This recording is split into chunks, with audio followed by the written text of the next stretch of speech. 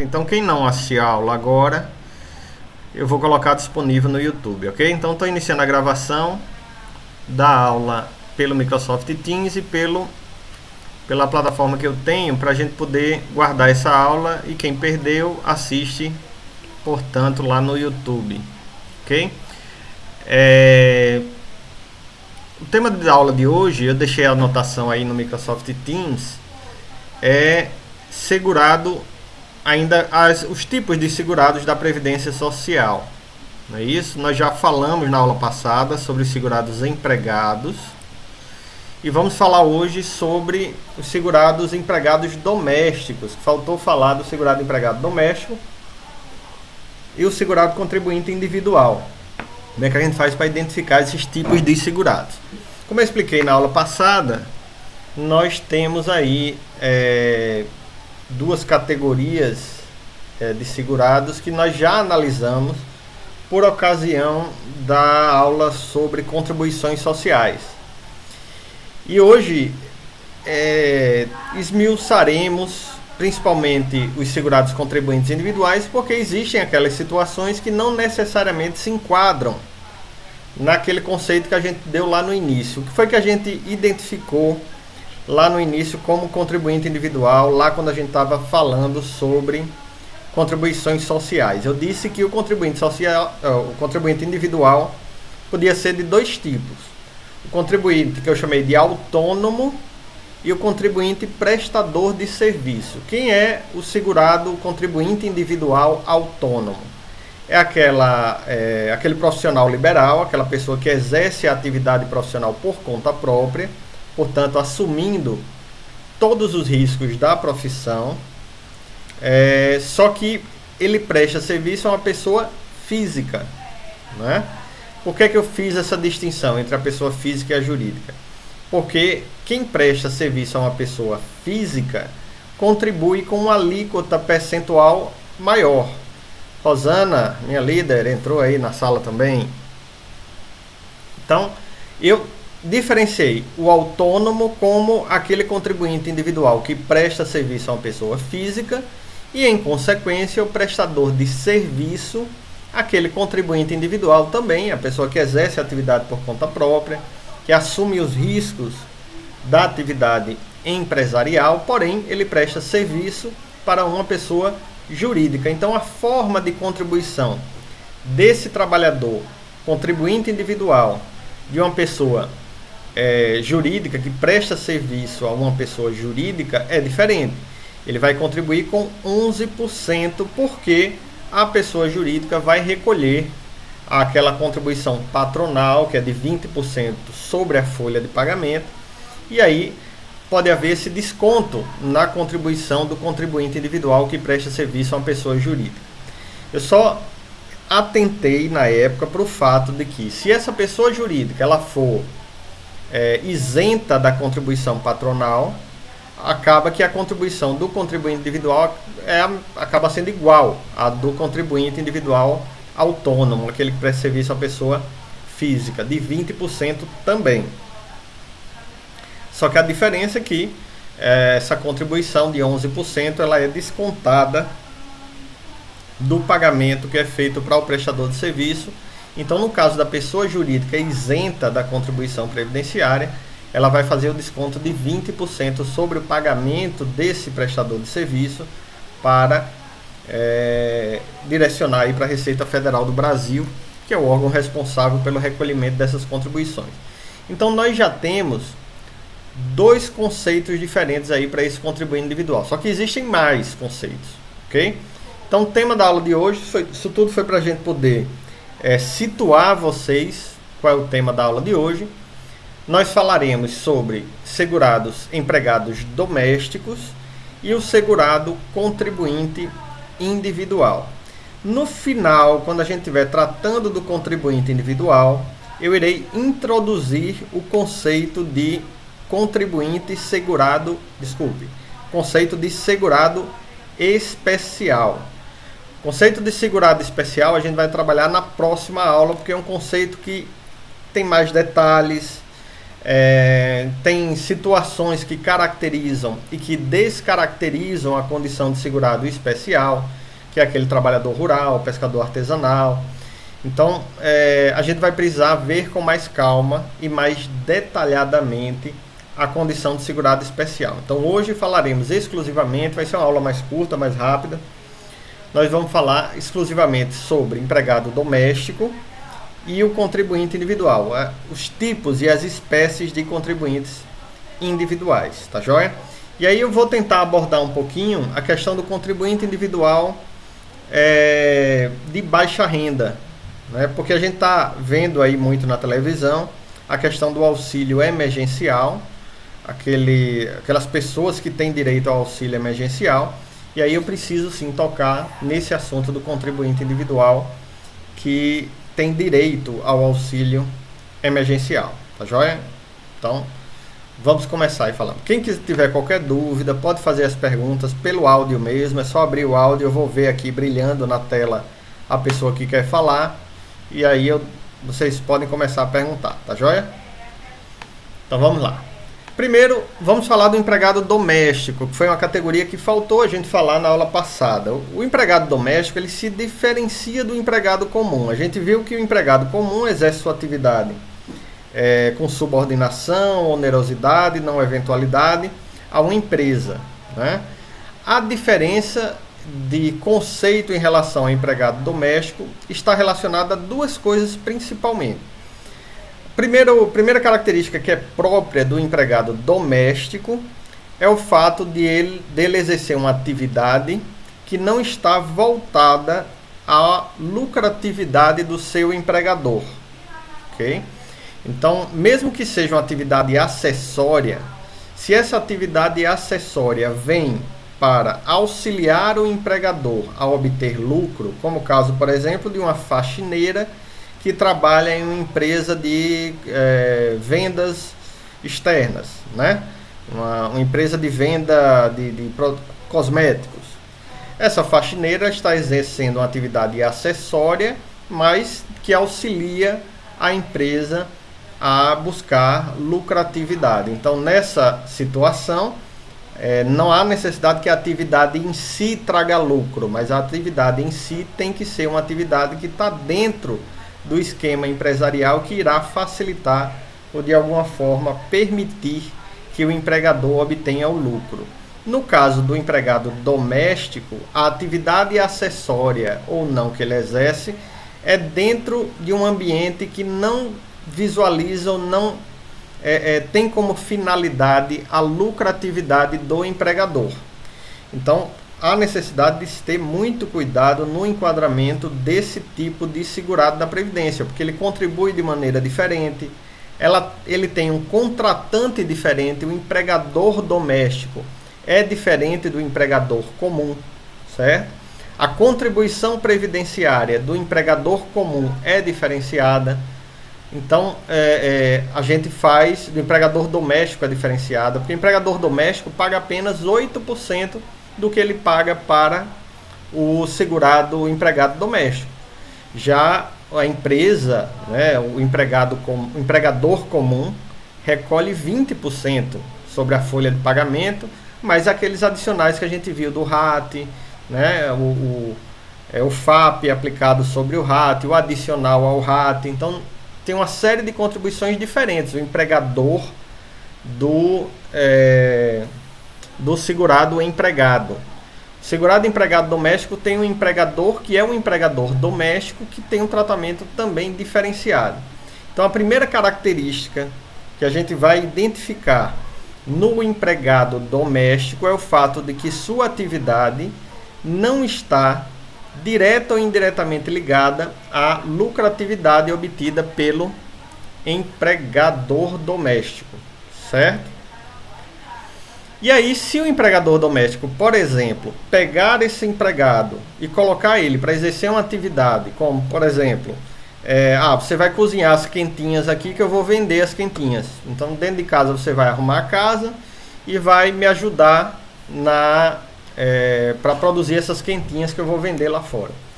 Essa atividade, como é voltada a lucro, descaracteriza a condição do segurado empregado doméstico. Essa pessoa já não é mais empregado doméstico, ele vai ser um empregado comum.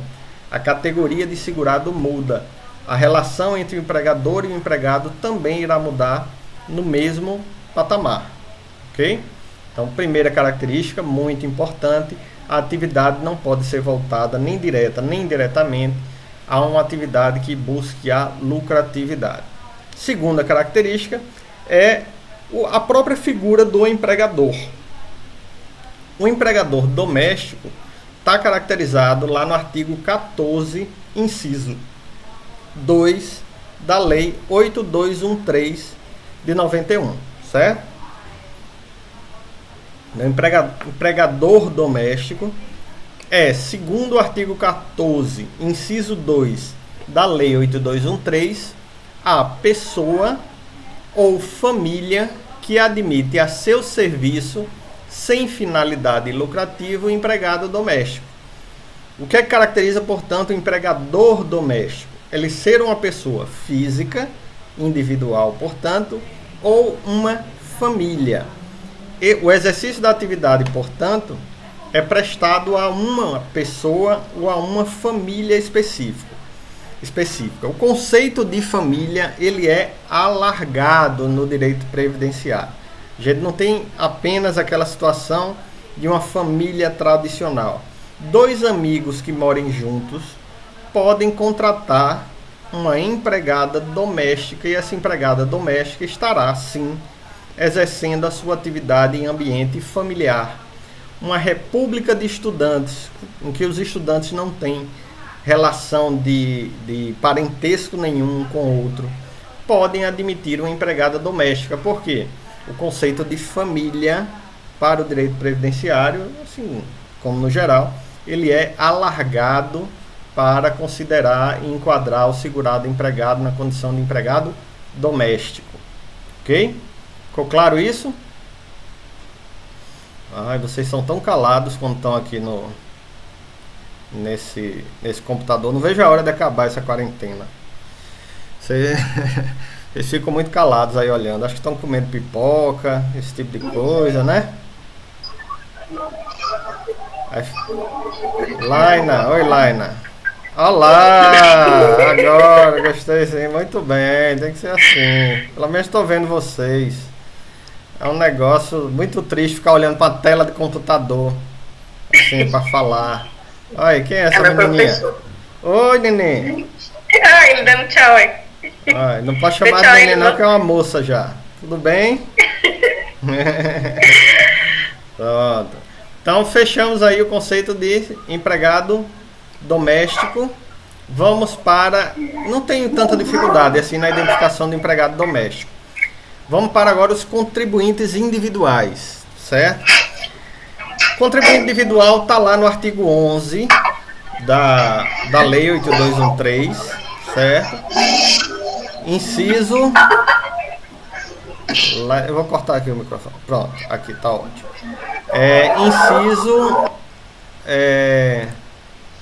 Pronto. Artigo 11, inciso 5, salvo engano, da Lei 8213, certo? Tem lá. É considerado contribuinte individual. Eu não vou seguir a ordem, certo? Do artigo 11. Por que eu não vou seguir a ordem? Porque essa ordem não está muito ajustada aí às nossas necessidades. Eu vou do mais fácil para o mais complexo, certo? Para a situação daquele contribuinte individual que é mais fácil e aquele que é mais complexo. Qual é a primeira situação que a gente vai caracterizar o contribuinte individual? É aquela que a gente já conhece, que eu fiz a diferenciação entre o autônomo e o prestador de serviço. Então, a primeira caracterização do contribuinte individual é aquele que presta serviço de natureza urbana ou rural, certo? Em caráter eventual. Percebeu a diferença agora em relação ao segurado empregado?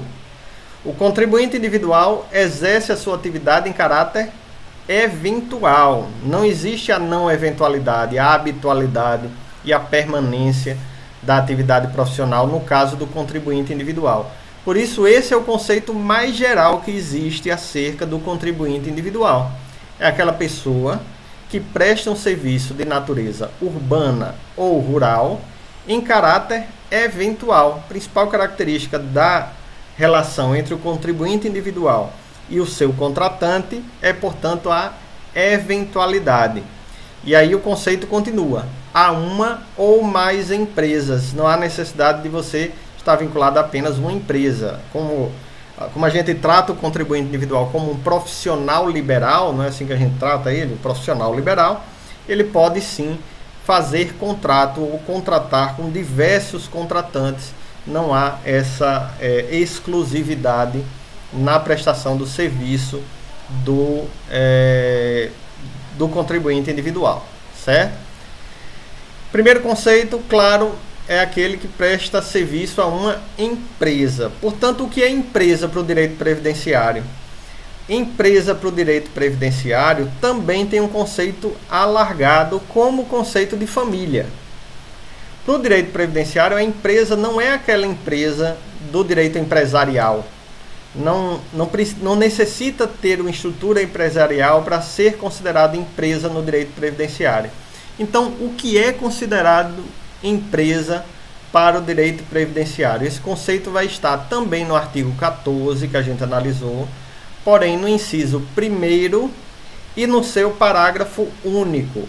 No inciso 1º, eu vou ter a caracterização da empresa como a gente conhece lá no direito empresarial. É a firma individual ou sociedade, de qualquer tipo, a sociedade, que assume o risco de atividade econômica urbana ou rural, com fins lucrativos ou não, bem como os órgãos e entidades da administração pública, direta, indireta ou fundacional.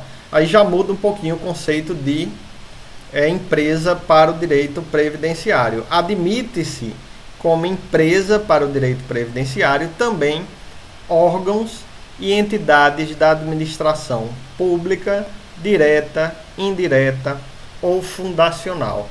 Além disso, o parágrafo único vai dispor sobre aquelas entidades que são consideradas por equiparação a empresas. Então, em toda a legislação previdenciária, você ouviu o termo empresa, vocês lembrem desse dispositivo, porque ele pode estar se referindo a uma associação, a uma cooperativa, ele pode estar se referindo inclusive a uma pessoa física, quando estiver falando de empresa. Por quê? Porque o parágrafo único diz o seguinte: equiparam-se à empresa, para os efeitos desta lei, o contribuinte individual a pessoa física na condição de proprietário ou dono de obra de construção civil em relação ao segurado que lhe presta serviço, bem como a cooperativa, associação ou entidade de qualquer natureza ou finalidade, a missão diplomática e a repartição consular de carreiras estrangeiras. Então veja que conceito alargado de empresa tem o direito previdenciário. Um advogado que contrata uma secretária para trabalhar para ele, esse advogado é considerado empresa e tem todas as obrigações como se empresa fosse. Um microempreendedor individual que pode contratar um empregado, pagando a ele o salário mínimo da categoria. Esse microempreendedor individual, na relação com seu empregado, é considerado empresa. Uma associação sem fins lucrativos, uma associação de bairro, uma associação de categoria de trabalho, um sindicato, é considerado empresa na sua relação com o seu empregado. Portanto, já dá para observar aí como é amplo o conceito de empresa para o direito previdenciário. Só que nós temos um outro conceito aí, um outro tipo de contribuinte individual, que a gente vai também trabalhar. O primeiro é esse que presta serviço à empresa. O segundo é a pessoa física que exerce por conta própria atividade econômica de natureza urbana, com fins lucrativos ou não. Observe, pessoa física que exerce por conta própria. O que é isso? Estou prometendo a vocês. Eu não descumpro promessas. Nós estamos falando com os funcionários do nosso cassino. Vocês estão fechando. Tem alguém assistindo alguma coisa aí? Alguém está assistindo novela? Ou Sessão da Tarde. É o Evandro. Evandro Luiz está assistindo alguma coisa aí. Ou é a mulher que está do lado assistindo também? Pode ser. Pronto. A pessoa física que exerce por conta própria atividade econômica de natureza urbana. Essa pessoa, ela parece, o conceito é muito parecido com o primeiro. Só que nesse caso, essa pessoa física não está prestando um serviço à empresa. Está exercendo uma atividade econômica. Então, o exercício de uma atividade econômica enquadra esse trabalhador como contribuinte individual. Ele não precisa prestar serviço à empresa, ele pode prestar serviço no varejo, por exemplo.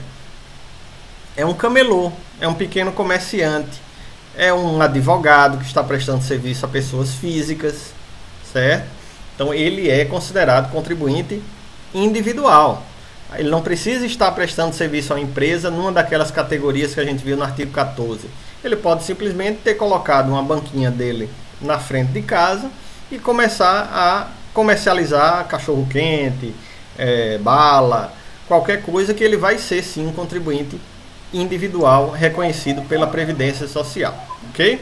Então são as duas situações que a gente inclusive já trabalhou quando falou das contribuições sociais dos contribuintes individuais. A terceira situação que eu coloquei aqui, ela já não é mais tão simples de se observar, né? E vai ser considerado contribuinte individual. É a situação do garimpeiro, aquela pessoa que trabalha com atividade de extração mineral, certo? O extrativista mineral, ele poderia ser enquadrado, se a gente fosse fazer uma correlação lógica, da mesma forma que um trabalhador rural. A diferença é que o trabalhador rural cultiva a terra e extrai da terra o seu sustento. O garimpeiro, da mesma forma, retira da terra o seu sustento, só que ele não faz isso através de um cultivo.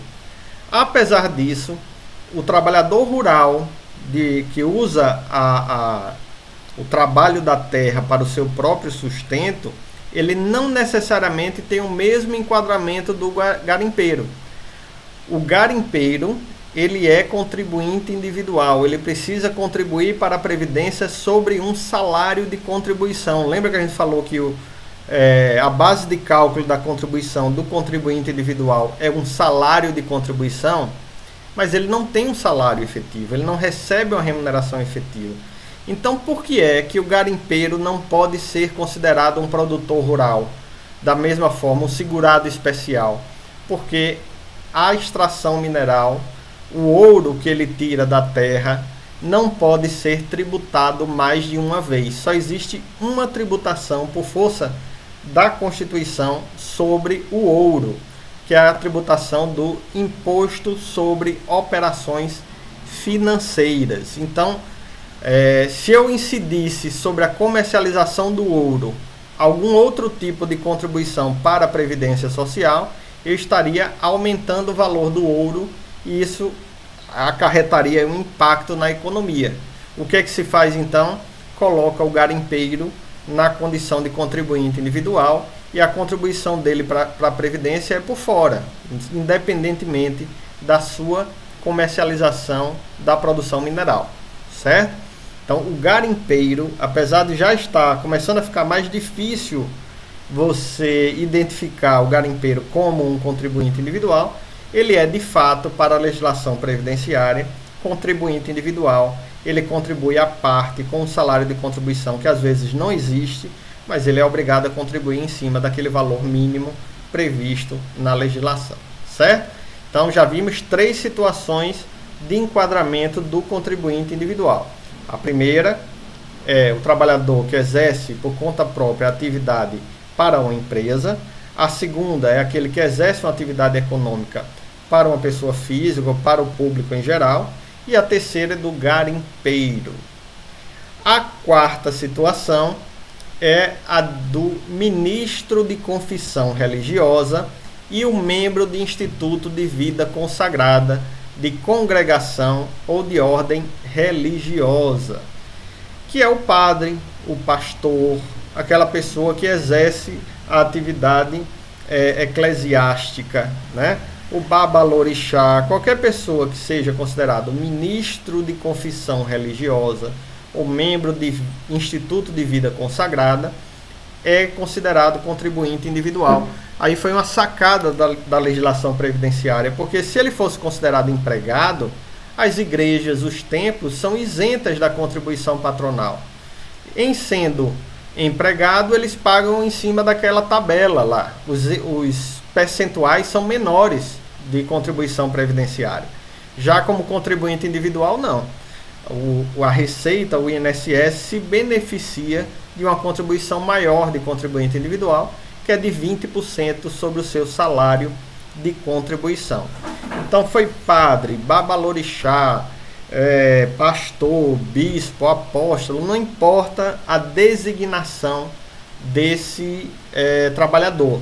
Ele vai ser considerado contribuinte individual para a Previdência, portanto a responsabilidade pelo recolhimento da contribuição é dele, ok? Ele vai ter que fazer o recolhimento da contribuição previdenciária. Quantos foram agora? 1, 2, 3, 4, 5 agora. A quinta situação é a descrição mais ampla que tem do contribuinte individual lá na Lei 8213 de 91, que é a situação do empresário. A gente chama esse contribuinte individual de empresário.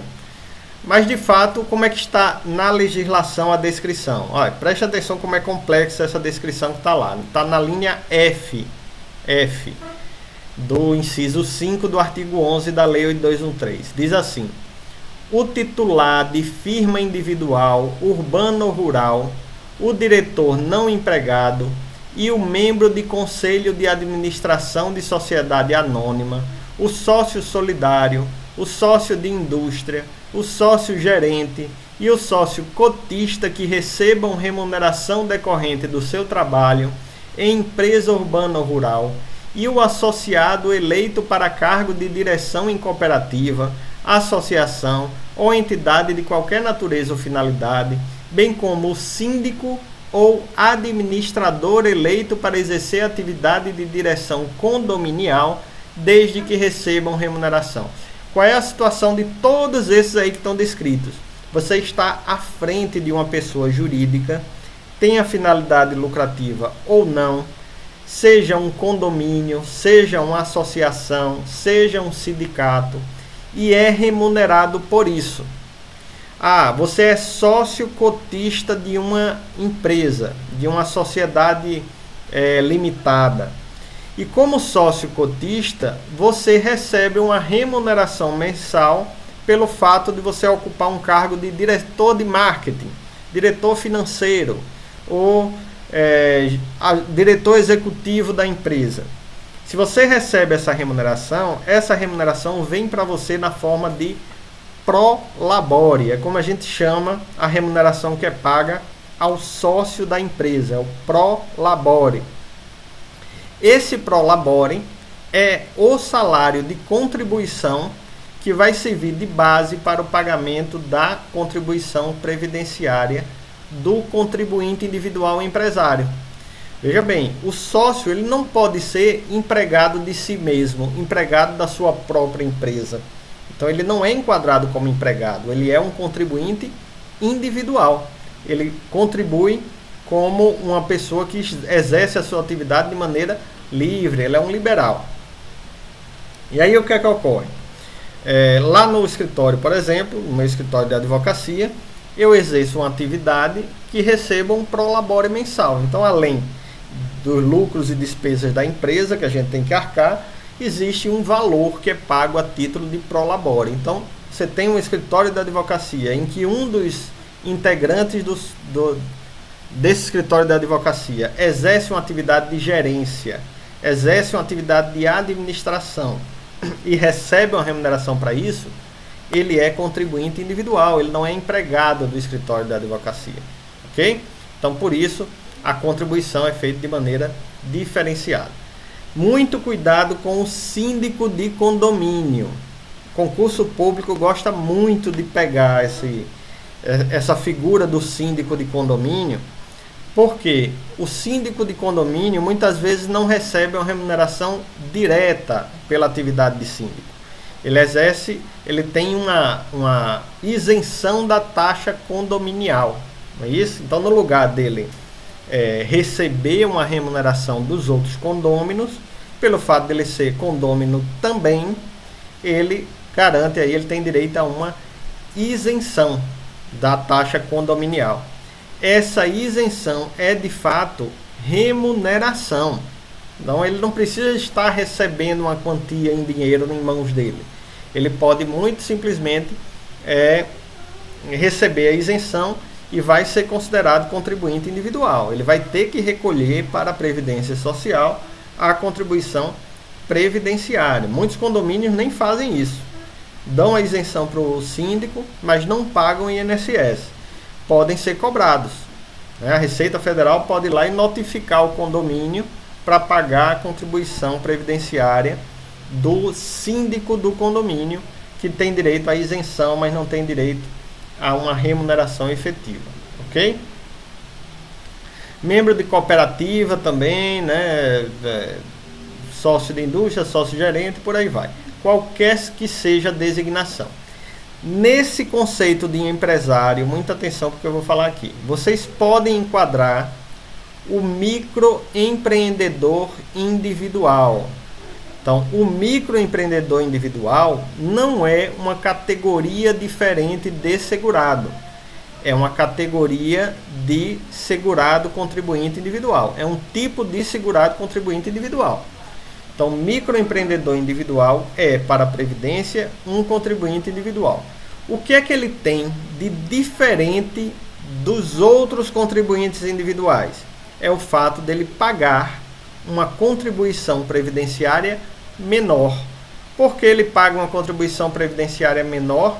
Porque ele está dentro do sistema de inclusão previdenciária, que é um sistema criado pela Constituição para fomentar, para valorizar, para prestigiar que pessoas que têm renda muito baixa e normalmente não estariam interessados em ingressar na Previdência Social, passem a contribuir para a Previdência.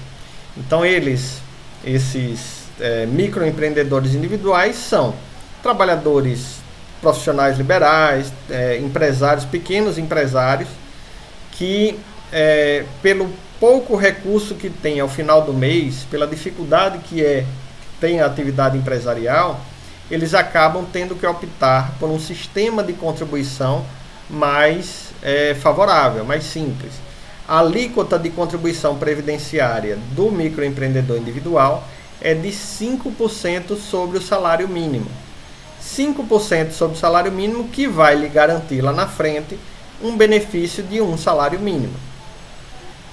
Se ele decidir pagar mais, ele até pode pagar mais, pode complementar as contribuições anteriores, certo? Mas ele faz isso sem juros, sem multa, só com a correção monetária. Então ele tem o dever de pagar 5% sobre o salário mínimo, mas ele pode sim complementar e pagar um valor maior para ter direito lá na frente a um benefício também em valor maior. Ok? O microempreendedor, eu vou pegar esse gancho do microempreendedor individual, por quê? Porque eu falei do sistema de inclusão previdenciária. E aí no sistema de inclusão previdenciária não está somente o microempreendedor individual.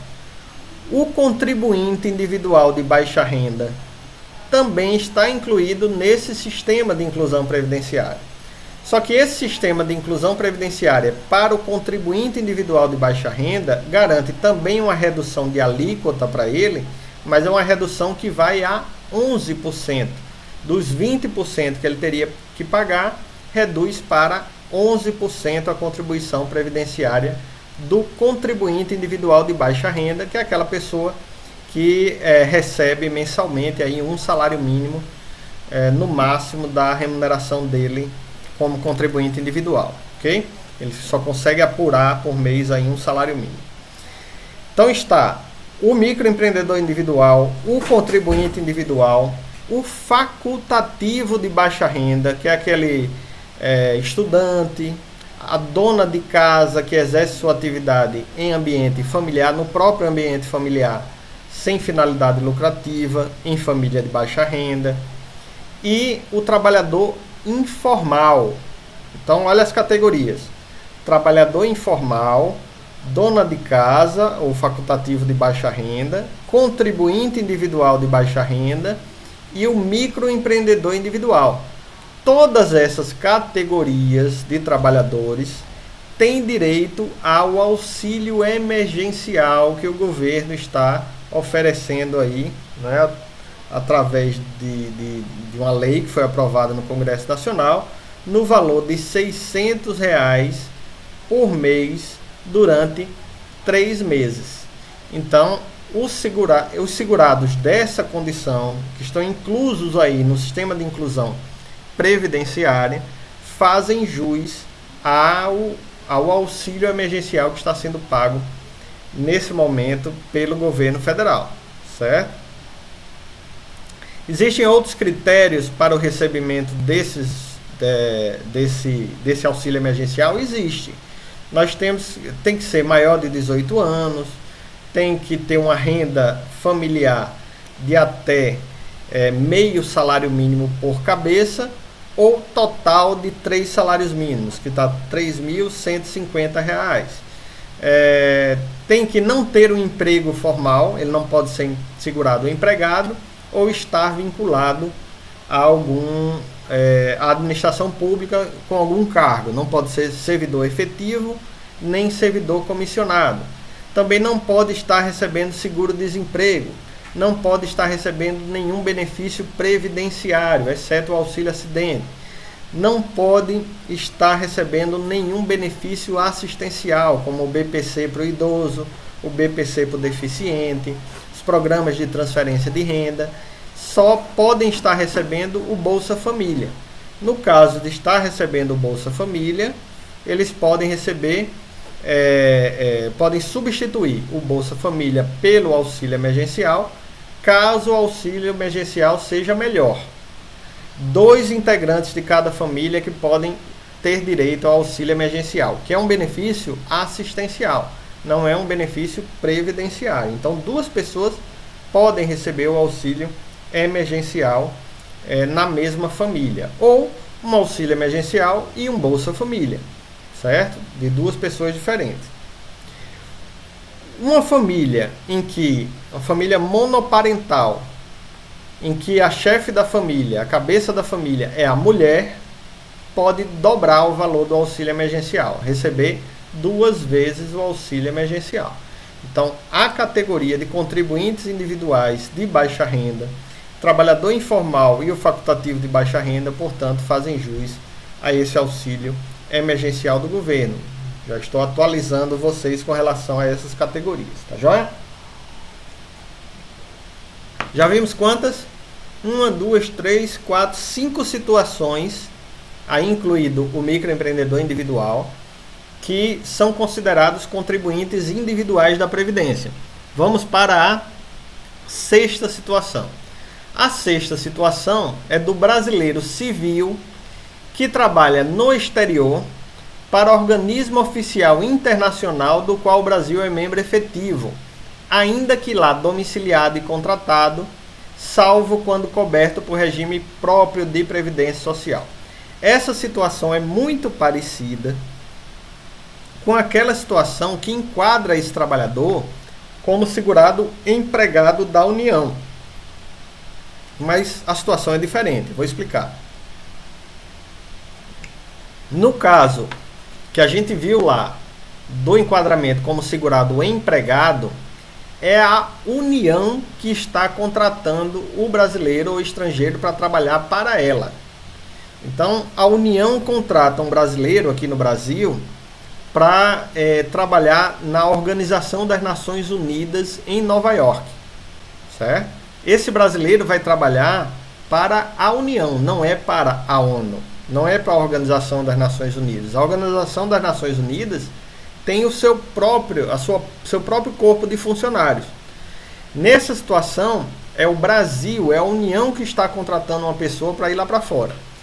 Esse trabalhador, ele é empregado, ele é segurado empregado do regime geral de previdência social. Já a situação que eu estou explicando aí do artigo 11, inciso 5 da Lei 8213, que é a linha E desse dispositivo, é o brasileiro civil que é contratado aqui, ou domiciliado aqui, ou mesmo domiciliado lá, para trabalhar em uma organização internacional.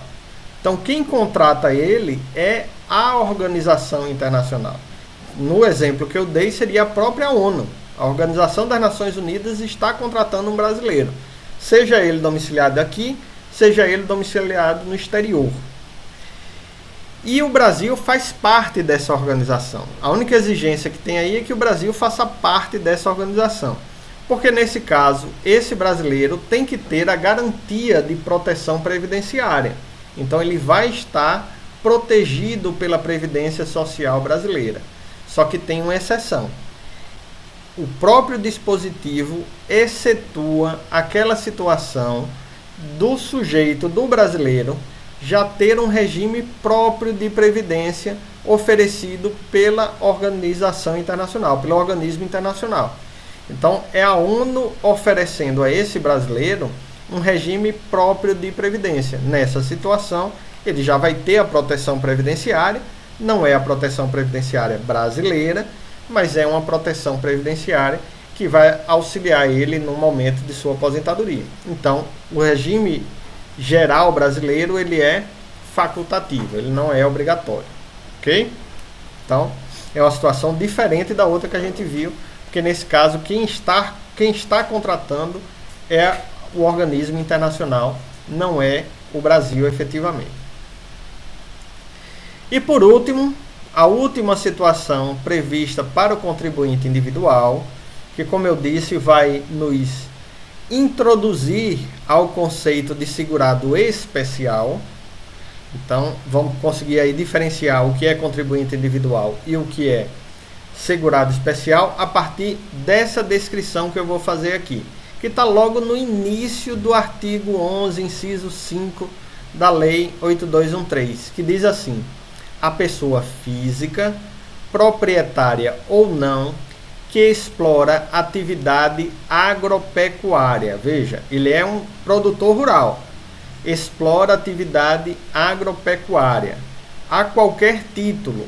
Então, qualquer tipo de cultivo que ele tenha, em caráter permanente ou temporário, em área superior a 4 módulos fiscais, ou quando em área igual ou inferior a 4 módulos fiscais, ou atividade pesqueira com o auxílio de empregados ou por intermédio de prepostos, ou ainda nas hipóteses do parágrafo 9º e 10º desse artigo. Vamos destrinchar essa situação aqui do proprietário de terra, o sujeito que trabalha com atividade agropecuária, certo? Qual é a situação que vai caracterizar o trabalhador rural, o proprietário rural, como contribuinte individual? São duas coisas diferentes. Primeira, ele tem uma terra, uma extensão de terra cultivável maior do que 4 módulos fiscais. Qual é o valor de um módulo fiscal? Depende do município. Cada município vai ter um tamanho de módulo fiscal de acordo com a produtividade e a fertilidade da terra. Ok? Então, uma terra maior do que 4 módulos fiscais, esse trabalhador ele vai ser considerado contribuinte individual. Ele é um fazendeiro, ele é um latifundiário, ele é um produtor rural pessoa física, mas ele não é um segurado especial, porque a terra dele é muito grande. Ok? Ele precisa ser proprietário dessa terra? Não. Ele pode ter arrendado a terra, ele pode ter recebido em comodato, ele pode ter trabalhar na terra dos outros, não importa. A terra, o tamanho da terra for maior do que 4 módulos fiscais, ele vai ser contribuinte individual da Previdência. Segunda situação que pode caracterizar o contribuinte individual: Ele tem uma terra de até 4 módulos fiscais, certo? O tamanho da terra é pequeno, porém ele usa para cultivar essa terra empregados ou prepostos, pessoas que trabalham para ele. Ele não está trabalhando sozinho na terra. Ele não está trabalhando com auxílio só da família, que a gente chama de regime de economia familiar. Ele está trabalhando com o auxílio de empregados, com o auxílio de prepostos. Então a produção rural dele vai ser de fato maior, né? Ou pelo menos ele não vai ter uma produção que exija o esforço físico próprio ou da própria família. Então se você aí compra um sítio, né? O Evandro compra um sítio para ele, pequenininho tal, e bota nesse sítio um caseiro, bota um cara para arar ali a terra, bota alguém para cuidar do gado. Ele, apesar de ser um sítio, ele não ser um fazendeiro, ele está contratando pessoas para produzir nessa terra. Se ele usa a produção da terra para comercialização, ele é considerado contribuinte individual, ele não é segurado especial, ele é contribuinte individual porque ele tem empregados permanentes. Além dessa pessoa, nós temos os pescadores, certo? O pescador que contrata alguém para trabalhar para ele, ele não está trabalhando sozinho, ele tem empregados que trabalham com ele, mesmo que o barco seja dele, mesmo que ele esteja lá na atividade pesqueira, mas ele tem pessoas que trabalham para ele, ele é contribuinte individual da Previdência. O resultado da comercialização dele tem que resultar em contribuição na forma de contribuinte individual. E aí tem aquele valor mínimo, tem o teto da Previdência, a alíquota é de 20%, ok? Então ele contribui como contribuinte individual, não como segurado especial. E aí, a partir desse entendimento, a gente já observa que a contribuição do contribuinte individual é maior do que se ele fosse segurado especial. O contribuinte individual é obrigado a contribuir todo mês. Todo mês ele tem que ir lá contribuir para a Previdência. O segurado especial, a gente vai ver que ele não necessita contribuir todo mês. Basta que ele prove o exercício da atividade rural e que essa atividade rural, a produção foi para a própria subsistência. Então, se a gente pegar duas pessoas de baixa renda, pobres, que trabalham na terra, uma tem uma produção rural numa terra maior do que 4 módulos fiscais e a outra numa terra menor do que 4 módulos fiscais, para essa que tem uma terra maior, é mais interessante para ele ser considerado segurado especial, não contribuinte individual. Porque como contribuinte individual, se ele deixar de pagar um mês para a Previdência, aquele mês não vai contar para a sua aposentadoria lá na frente. Já o segurado especial não. No mês que ele não contribuir, basta ele dizer que naquele mês, efetivamente, ele usou a produção para a própria subsistência. Certo? Bom, por hoje é só. Vimos. O que é que nós vimos hoje? Segurados empregados domésticos, a caracterização dos segurados empregados domésticos. E nós vimos os tipos de segurados contribuintes individuais. Finalizando com uma situação limite. Qual é a situação limite? Aquilo que vai tornar diferente a categoria do segurado. De um lado, o segurado contribuinte individual que trabalha com um exercício de atividade agropecuária ou pesqueira. E de outro lado, aquele segurado especial que também exerce atividade agropecuária e pesqueira, porém em outras condições que a gente vai ver na próxima aula, ok? Aberto para perguntas, quem quer fazer perguntas, tirar dúvidas, fiquem à vontade. Eu vou encerrar a gravação para que vocês fiquem mais à vontade aqui, tá joia? O Vitor quer fazer alguma pergunta, Vitor? Deixa eu encerrar aqui a gravação. Parar a gravação. Pronto. Professor. Pois não. Deixa eu só